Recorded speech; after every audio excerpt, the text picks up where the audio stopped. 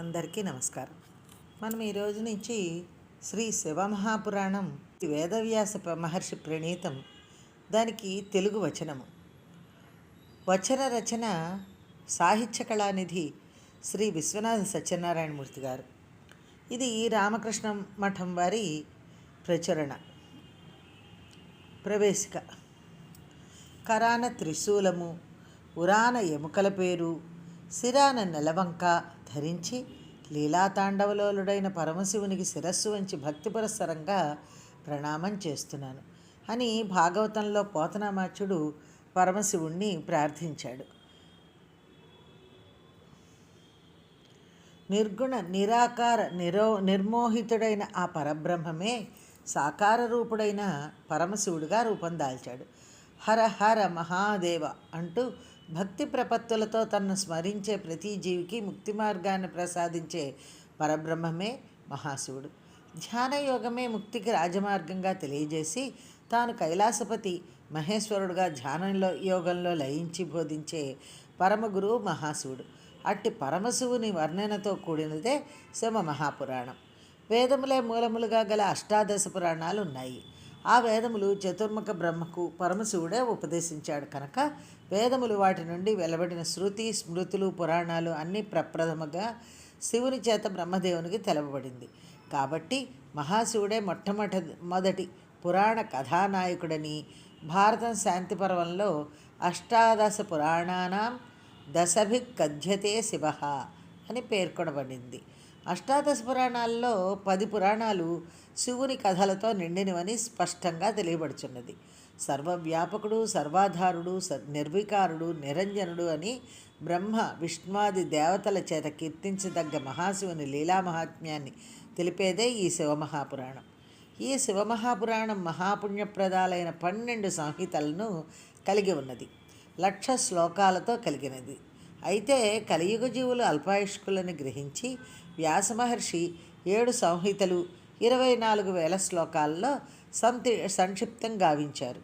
ఈ శివమహాపురాణం అష్టాదశ పురాణాలలో 4వది. 7 సంహితలలో 4వదైన కోటిరుద్ర సంహితలో 12 జ్యోతిర్లింగాల ప్రాదుర్భావ చరిత్ర పొందుపరచబడింది. పురాణాలలో సాగే సంభాషణల్లో ఆధ్యాత్మిక సాధకుల సాధనా మార్గాలు తేటతెల్లమవుతాయి. ఉదాహరణకు శివమహాపురాణం రుద్ర సంహితలో దాక్షాయిణి పరమశివుని సమీపించి నివృత్తి మార్గాన్ని ఉపదేశించమని కోరింది. జీవుడు ఏ తత్వాన్ని ఎరిగి సంసార దుఃఖాన్ని దాటగలుగుతాడో ఆ మోక్ష సాధనను తెలియజేయమని కోరింది. పరమశివుడు భక్తి మార్గాన్ని బోధించి ముల్లోకాలలో భక్తి కంటే సులభమైన మార్గం లేదని వివరించాడు. ఈ పురాణంలో ప్రతి ఘట్టం జీవులకు మేలైన సాధనా మార్గాన్ని ప్రతిపాదిస్తుంది. పురాణ గ్రంథకర్త సాహిత్య కళానిధి శ్రీ విశ్వనాథ సత్యనారాయణమూర్తి గారు వీరు పాఠకలోకానికి రామకృష్ణ మఠం ద్వారా ఇదివరలో ప్రచురింపబడిన సంపూర్ణ హనుమత్ చరిత్రం ద్వారా సుపరిచితులే. అంతేకాదు వారు రామాయణ కల్పవృక్షం రాసిన మహా విజ్ఞాని. సాహిత్య పఠనమే తపస్సుగా భావించే వీరిని వీరు కోరినదే తడవుగా ఈ మహత్తర పురాణ వచన రచనకు అంగీకరించి మనోహరంగా రాసి ఇచ్చినందుకు వారికి ఇక్కడ ప్రకాశకులు అనేసి చెప్పారు. వారి ప్రకాశకులు ఈ పుస్తకాన్ని అచ్చు చేసిన వారు అన్నమాట. రామాయణ రామకృష్ణ మఠం వారు అడిగిన వెంటనే విశ్వనాథ సత్యనారాయణ వారు రచించి ఇచ్చినందుకు మనందరం కూడా ఇది చదువుకోగలుగుతున్నందుకు వారికి హృదయపూర్వక ధన్యవాదాలు. పఠనాచ్ర శ్రవయాదన్య భక్తిమాన్నర సత్తమ సజ్జప్ శివపద ప్రాప్తిం లభతే సర్వసాధనాత్